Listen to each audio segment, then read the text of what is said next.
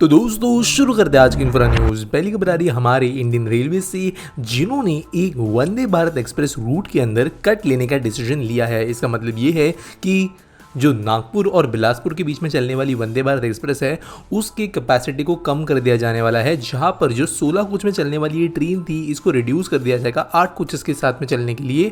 और ये इसलिए किया जा रहा है क्योंकि जो एक्सपेक्टेड ऑक्यूपेंसी थी वो इस वंदे भारत एक्सप्रेस को नहीं मिल पा रही। एट द सेम टाइम ऐसा नहीं है कि जो वंदे भारत एक्सप्रेस है वो ओवरऑल फेलियर है। कई रूट्स के ऊपर जो ऑक्यूपेंसी है वो क्लोज टू 100% है, चाहे वो दिल्ली वाले रूट्स हो, मुंबई वाले रूट्स हो या फिर सदर्न इंडिया के कई रूट्स। इसी के अंतर्गत रिसेंटली आपने देखा था कि जो तिरुपति के यहाँ चलने वाली वंदे भारत एक्सप्रेस है उसे 8 से अपग्रेड करके 16 कोचेस में कर दिया गया था क्योंकि वहां पर डिमांड बढ़ने लगी थी। लेकिन यहाँ पर इस वाले रूट के अंदर, नागपुर बिलासपुर रूट के अंदर डिमांड न होने की वजह से यहाँ पर ये डिसीजन लिया। वैसे जो अप्रोक्सीमेट ऑक्यूपेंसी इस रूट पर निकल कर आ रही है वो 55%, जिसके वजह से ये डिसीजन लिया गया। अगली दोस्तों जो खबर आ रही है वो है देश में बन रहे बुलेट ट्रेन से रिलेटेड। तो दोस्तों आप जानते हो कि देश के अंदर बन रही है मुंबई अहमदाबाद के बीच में बुलेट ट्रेन, और इसके लिए जो रेल की पटरियां है वो स्पेशलाइज्ड स्टील से बनती है जो भारत में नहीं बनती, और इसके लिए उनको जापान से मंगाया गया है और गुजरात के हजीरा पोर्ट के अंदर ये पहुंच गई है, जहां पर 6300 मेट्रिक टन ऑफ ट्रैक को मंगाया गया है। तो ये ट्रैक सफिशिएंट है 105 किलोमीटर के रूट को बनाने के लिए। जो वैसे टोटल लेंथ ऑफ लाइन है वो 508 किलोमीटर है, और जो ट्रैक लिंक का काम है वो भी जल्द शुरू कर दिया जाएगा एल&टी के द्वारा बनाए गए हुए सेक्शन के ऊपर। तो आप जानते हो कि अप्रोक्सीमेटली 100 किलोमीटर ऑफ वायाडक्ट्स रेडी हो गए हैं बुलेट ट्रेन की, और अभी पटरियां देखेंगे हमें मिलेगी, जिसके बाद में इलेक्ट्रिकल सिस्टम, सिग्नलिंग, और जल्द ही प्रोबेबली अगले 1 से 1.5 साल के अंदर हमें एटलीस्ट टेस्ट बेसिस पर एक बुलेट ट्रेन का रेक भी देखने के लिए मिल सकता है, अगर देखिए जिस स्पीड से काम चल रहा है उसके हिसाब से। तो अगली दोस्तों जो खबर आ रही है वो है आसाम से, जिन्होंने एक बहुत ज्यादा अजीब डिसीजन लिया है, जहां पे डिसाइड किया कि जो पुलिस ऑफिसर्स ओबीस है या मोटे हैं उनको वीआरएस दे दिया जाएगा। तो VRS basically voluntary retirement scheme होती है, आप कह सकते हो जो फायर करने के बदले एक ज्यादा डिसेंट तरीका होता है कंपनी के अंदर या जॉब छोड़ने के लिए, वो वीआरएस होता है। गवर्नमेंट ऑर्गेनाइजेशंस के अंदर भी वीआरएस के ऑप्शन अवेलेबल होता है, और बेसिकली डिसीजन लिया गया है कि जो पुलिस ऑफिसर्स बहुत ज्यादा ओबीस है और इस साल नवंबर तक वो अपना वेट जो है लिमिट के अंदर नहीं ले आ पाते, जहां पर बीएमआई डिफाइन की गई है कि 30 के आगे नहीं होनी चाहिए, उन लोगों को यहाँ पर वीआरएस दे दिया जाएगा, और मेडिकल ग्राउंड्स पे उनको जो है बाद में एक्सपेल भी किया जा सकता है। तो यहाँ पर दोस्तों काइंड ऑफ अजीब ही डिसीजन है, लेकिन आप जानते हो कि देश के अंदर की पुलिस फोर्स बहुत ज्यादा इनकॉम्पिटेंट है ऑलमोस्ट हर एक केस के अंदर। तो यहाँ पर कहीं ना कहीं पर कोई ठोस डिसीजन लेना जरूरी था, और आसाम ने ये इनिशिएटिव लिया है। अगर होपफुली चीजें सही निकल कर आती है तो मे भी आगे जाके दूसरे स्टेट्स भी ये चीजें करेंगी। अगली दोस्तों जो खबर आ रही है वो है हमारी यूनियन कैबिनेट ने अप्रूव की गई अगली प्रोडक्शन लिंक्ड इंसेंटिव स्कीम 2.0 से रिलेटेड, और ये स्पेसिफिकली होगी आईटी हार्डवेयर के लिए। तो दोस्तों यहाँ पर 17,000 करोड़ रुपए का बजटरी एलोकेशन किया गया है अगले 6 साल के लिए, और ये होगा domestic laptop manufacturing, servers, tablets and ultra small devices के लिए। तो दोस्तों आज देश के अंदर जो आईफोन्स बन रहे हैं, इलेक्ट्रॉनिक्स बन रहे हैं, कई दूसरी इंडस्ट्रीज के अंदर काम हो रहे हैं मैन्युफैक्चरिंग में, वहां पर one of the most important जो चीज है इसको प्रमोट करने के लिए वो पीएलआई ही है, प्रोडक्शन लिंक्ड इंसेंटिव, और इसी को देखते हुए यहाँ पर गवर्नमेंट ने ये डिसीजन लिया है। अगली दोस्तों जो खबर आ रही है वो है हमारे आरआरटीएस से रिलेटेड, जिसके 17 किलोमीटर का सेक्शन ऑलमोस्ट रेडी हो चुका है साहिबाबाद से लेकर दुहाई के बीच में, और जून में इसका ऑपरेशन शुरू हो जाएगा ऐसा कहा गया है, जबकि जो फाइनल सेक्शन है वो 2025 में खुलेगा। तो प्रायोरिटी सेक्शन ऑलमोस्ट रेडी है।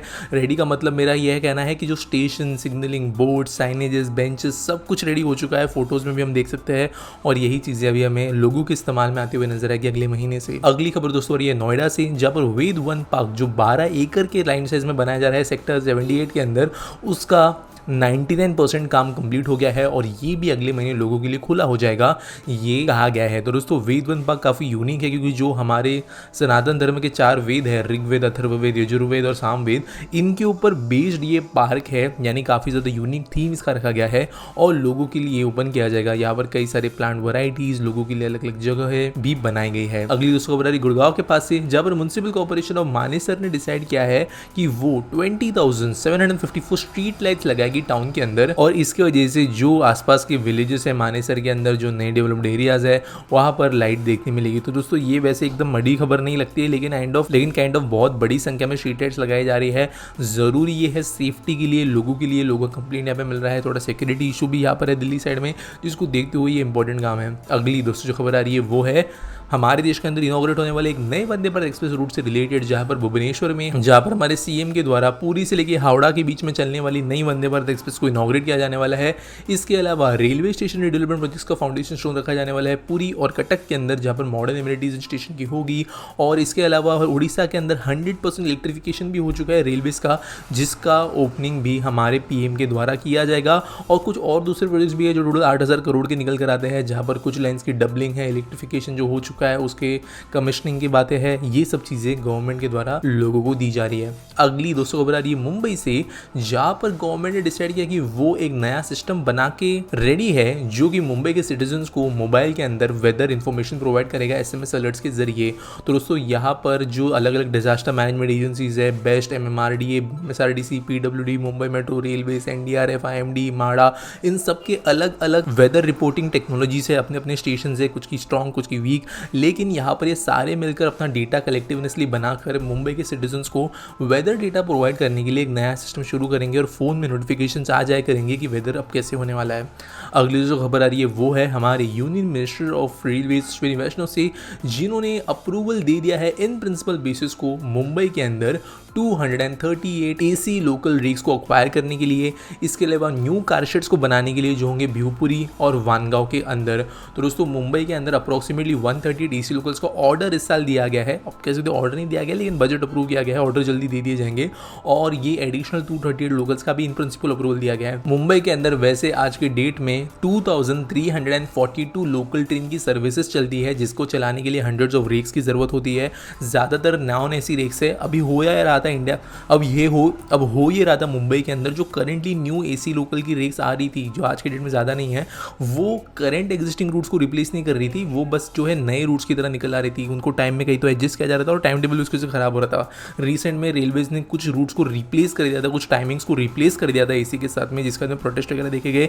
लेकिन गवर्नमेंट अभी स्ट्रॉन्ग हैंड लेते हुए ये डिसाइड कर रही है कि जो नई ट्रेन अभी आएंगे वो ग्रेजुअली नॉन AC रेक्स को रिप्लेस ही कर देंगे। और होपफुली ये जो इतने सारे रेक्स है जो अगले 5 से 6 साल में आएंगे, उसके बाद में हमें देश के अंदर जो मुंबई की लोकल ट्रेन है जो काफी अनसेफ है, वो मॉडर्न बनते हुए नजर आएगी। अगली दूसरी जो खबर आ रही है वो है बेंगलुरु सबर्बन रेलवे प्रोजेक्ट से रिलेटेड, जिसका ग्राउंड वर्क शुरू होकर काफी तेजी से बढ़ना शुरू हुआ है। जब पहले PS बन गए हैं इसके लिए, और ये BSRP के अंतर्गत काम किया जा रहा है। तो यहाँ पर बॉर्डर वॉल कंस्ट्रक्शन के प्री कंस्ट्रक्शन एक्टिविटीज कंप्लीट हो चुके हैं। सेक्शन 4 मेलिक लाइन के लिए काम कंप्लीट हो चुका है। कॉरिडोर 2 के लिए भी काम यहाँ पे कंप्लीट करने के लिए जो है तेजी से काम किए जाने वाले हैं। और utility shifting, telecommunication, power lines को हिलाने का काम भी शुरू हो गया है। अगली दूसरी खबर आई है वो है भारत पेट्रोलियम से, जिन्होंने वेंचर को अनाउंस किया कि वो 49,000 करोड़ रुपीज इन्वेस्ट करेंगे अपने बीना रिफाइनरी के एक्सपांशन के लिए।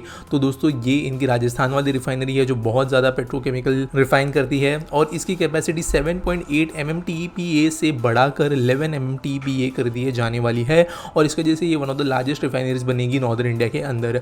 यहाँ पर वैसे ये छोटा काम नहीं है, बहुत ज़्यादा बड़े लेवल पे काम करना पड़ेगा, और ये एक्सपोर्ट नहीं बल्कि डोमेस्टिक डिमांड के हिसाब से एक्सपांड की जाने वाली है। आज के आस्क पीटी सवाल के बारे में बात करें तो सुनीता भट्ट पूछते हैं, why don't government burn all garbage to generate electricity just like Singapore does. तो देखो यार, पहली बात, हर चीज़ के बारे में थोड़ा इन्फॉर्मेशन रखना ज़रूरी है।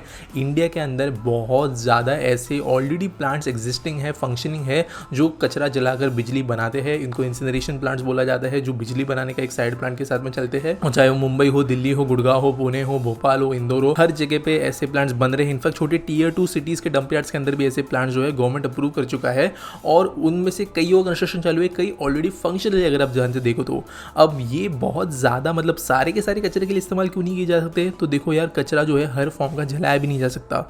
ग्रीन वेस्ट, और आप जानते हो जो सूखा कचरा होता है उसको सेपरेट किया जाता है। इसके बाद में सूखे कचरे के अंदर भी लिमिटेशंस होते हैं क्या जलाया जा सकता है। कई बार जो मेटल्स वगैरह है उनको पहले सेग्रीगेट करना पड़ता है। कुछ टाइप के स्पेसिफिक प्लास्टिक्स जैसे टायर्स वगैरह जलाए नहीं जा सकते। कुछ पर्टिकुलर चीज़ों को जो है जलाना बहुत ज़्यादा इनसेफ होता है, और उनको फिर जो फ्यूम्स निकलती है उनको फिल्टर करना ज़्यादा कॉम्प्लिकेटेड काम बन जाता है। इन चीज़ों को देखते हुए सारे कचरे को नहीं, लेकिन जो भी कचरा किसी डंप यार्ड में जाता है उसका एक अच्छा खासा हिस्सा हम यूज़ कर सकते हैं इलेक्ट्रिसिटी जनरेट करने के लिए। छोटे लेवल पे प्रोजेक्ट्स कई जगह पे शुरू है, लेकिन बड़े लेवल पे इसका एक्सपांशन धीरे धीरे हमें होते हुए नजर आएगा। उम्मीद करता हूँ आपको सवाल का जवाब मिल गया होगा। अगर आपके पास कोई सवाल है, आप नीचे कमेंट्स मुझे #AskPT के साथ में पूछ सकते हो। अगर आप न्यूज़ सबमिट करना चाहते हो तो आपको उसके लिए लिंक मिलेगी डिस्क्रिप्शन में। अगर आप फर्स्ट होते हो न्यूज़ देने वालों में से तो आपको क्रेडिट्स मिल सकता है टाइम स्टैम्प्स के अंदर। साथ साथ वीडियो को लाइक करना, चैनल को हमारे सब्सक्राइब करना, और मिलेंगे अगले वीडियो में।